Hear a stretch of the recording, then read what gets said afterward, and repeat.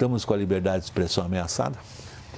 Tudo bem, William. Olha, meus colegas, eu acho que existe hoje, em escala global, digamos assim, uma fúria pelo controle. Eu até sempre me lembro de uma conversa que eu tive com o Zygmunt Bauman, uma questão aí, acho que 10 anos atrás. Ele me fazia uma referência até ao mal-estar da civilização do Freud. Dizia assim, olha, a civilização é meio como um pêndulo, né? Há momentos que há uma demanda maior por liberdade, há momentos que há maior demanda por controle, né? Por ordem, não é?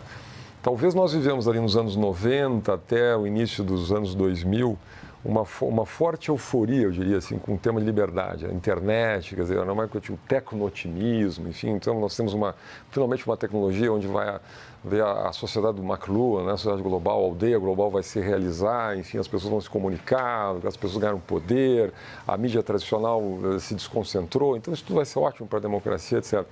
Depois vem uma fase. Aliás, o livro do Jonathan Haidt, agora, que é o best-seller do ano, aí, A Geração Ansiosa, trata disso. Ali por volta de 2010, por ali, quando as redes sociais realmente ganharam tração, um certo aspecto sombrio dessa explosão tecnológica acabou aparecendo. Então, obviamente, você tem milhões de pessoas com direito de voz, né?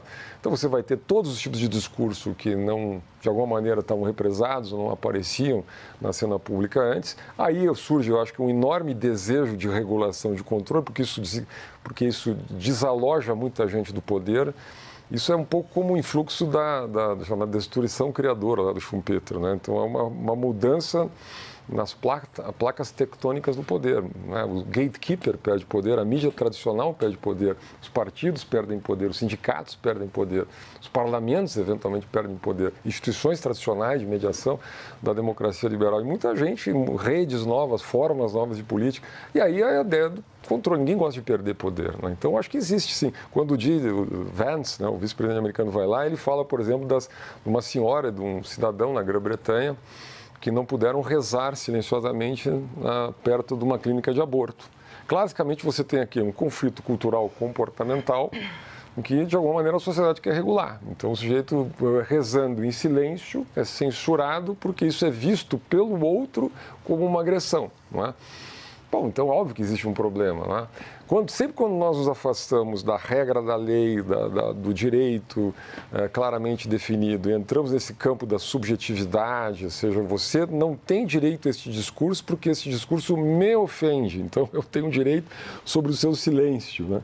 Aí, evidentemente, que a gente tem essa síndrome contemporânea. O Brasil dos últimos anos é uma espécie de experimento social,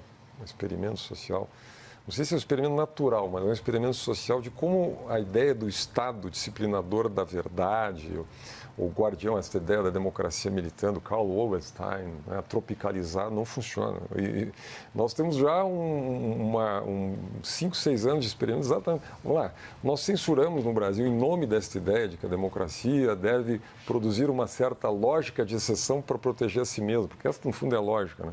Que os instrumentos da democracia não são fortes o suficiente para proteger a própria democracia. Então, nós precisamos de outra coisa. Nós precisamos dar poderes especiais para o Estado, nós podemos dar esses poderes subjetivos de interpretação sobre as palavras. Vai mais longe ainda, Schiller. Como? Vai mais longe ainda. A sociedade não sabe para onde ela ir, o STF sabe. Pois é. Então, nós temos... Né, isto está... Olha, eu passei a reler um grande cientista político, Vanderlei Guilherme dos Santos, que nos anos 70... Um clássico. E ele cunhou uma expressão que é o autoritarismo instrumental, que seria uma marca da cultura política brasileira. Nós sempre achamos... Ele busca lá em Oliveira Viana, não é?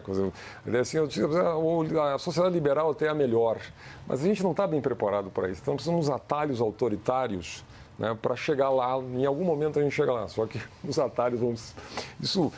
Muitos vinculam ao lacerdismo, por exemplo. Então, o golpismo democrático, precisamos dar pequenos golpes aqui. Veja como isso seduz a esquerda e a direita no Brasil. Muita gente não gosta de ouvir falar, mas quando as pessoas estavam na frente dos quartéis lá, pedindo a intervenção militar, em 22, elas estavam querendo o quê? Um atalho, né? Quem sabe esses generais vêm aqui, dão uma arrumada, depois saem de cena. E quando a gente também está aceitando a ideia da democracia militante, então a gente sabe que não pode ter censura prévia no Brasil, mas a gente aceita a censura prévia, como aconteceu a rodo no Brasil nos últimos anos. Não, porque agora é necessário, nós temos que corrigir isso, então um pouquinho de autoritarismo instrumental é necessário para corrigir, ou salvar, ou proteger a própria democracia. Certo? Isso me fora. A frase foi dita pela própria Carmen Lúcia. Pois é. Então, né, nós exatamente aceitamos uma ministra dizendo que, não, nesse caso, uma pitadinha de censura prévia é importante. E, na verdade, não era, né? Era um documentário que ninguém sabia. O STF proibiu sem nenhum ministro ver o documentário. Sem ninguém saber o documentário. Na ditadura, pelo menos, eles viam os filmes, né? A pergunta, divulgar aquele documentário, lançar, faria grande diferença. Nós censuramos no Brasil, nos últimos anos, um economista chamado Marcos Sintra, porque fez um tweet questionando o resultado de algumas urnas. Nós censuramos um um youtuber, porque ele disse que achava que mesmo um partido nazista teria que ter liberdade de expressão. É uma opinião da qual eu discordo, mas é uma opinião dele. Ele não está defendendo o nazismo, ele está dizendo que defendendo uma visão libertária. Aliás, primeira emenda nos Estados Unidos é assim. Um participante do debate público, aliás, esse a quem você se refere, que não parecia ter uma ideia muito clara nem do que ele estava dizendo. Nem do que ele estava dizendo. O Estado ingressou agora numa discussão sobre a frase na letra de uma música de axé, porque uma divindade foi trocada numa letra da autora da própria música, que pode ser criticada, é perfeito no mercado de ideias, você pode criticar a música, a mudança da palavra, a frase, etc. Mas imagina o Estado mediar agora a letra, a frase de uma música foi cantada. Então, isto, digamos, é uma enorme ladeira escorregadia.